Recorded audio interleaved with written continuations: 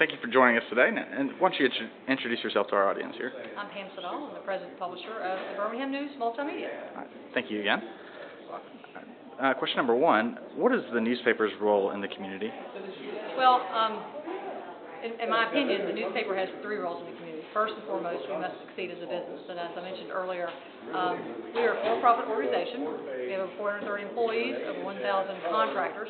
And so we have to make really smart decisions to make sure that the organization is very healthy and vital to the community. Secondly, I would say we must act in the public interest, and I talk about setting the standard when it comes to ethical standards. I talk about disclosure and really giving back to the community. I always tease people and say we are the watchdog, and we expose ethical lapses, but we really do so much more than that. We also spotlight generosity. So when you hear journalists, they'll talk about being a watchdog, and that really has to do with being that role of making sure that good government, if you will. And then, of course, the third prong of that is to encourage other people to act in the public interest. It's really quite simple. We do that through our leadership. It starts with me and the leadership team at Birmingham News. We do that through our opinion pages and making sure that we are kind of out in the forefront, really pushing and prodding the leaders in the community to make decisions that are smart for the taxpayers and for the people who live here. So, I mean, I could sum all that up. I mean, it really is a very special role that I think we play, and we look forward to playing a role in that as the community evolves. Now, what are the challenges of running a traditional media company in the midst of a digital age? Oh, wow. That's a loaded question. I mean, there's tons of challenges. Obviously, for us, it boils down to monetizing our content online.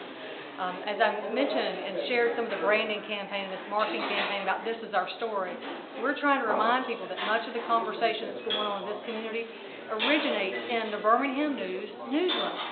And I tease and I get people to take a step back and imagine that we didn't have the Birmingham News for a week. Where would you get your information and your news from? Where would talk radio?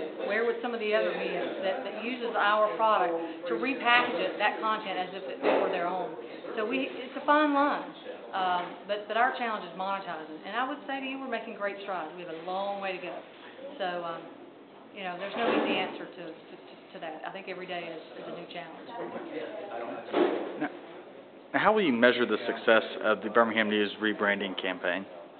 How would I measure the success? Well, when we were thinking about that campaign, it really boiled down to two words: growth and image.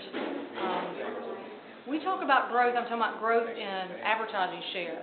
I'm talking about growth in audience, whether it's print, online, mobile, you name it. And it's about growth in circulation, the number of people who are buying our product, the print product. I talk about image. It really has to do with two things. It's about community image and that perception, and changing the perception that the community has. That we talked about, we're not dying, we're growing, we're prospering, but it's also, even more importantly, employee confidence. Really building the team internally so we can hold our heads up and say, we work for the Birmingham News Multimedia, and we're very proud of that.